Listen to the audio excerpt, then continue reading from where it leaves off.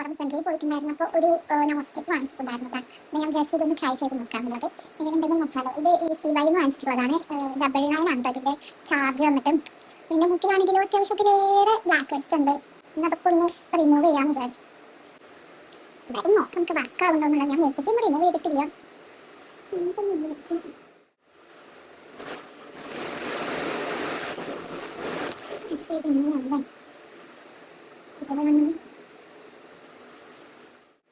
ഒരു 10-15 മിനിറ്റ് വരെ വെയിറ്റ് ആയിട്ടുണ്ട്. 15 മിനിറ്റ് വരെ ഒന്ന് വെയിറ്റ് ചെയ്യും.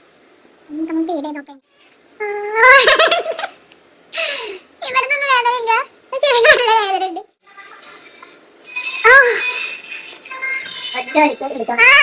ഇല്ല വൈകില്ല.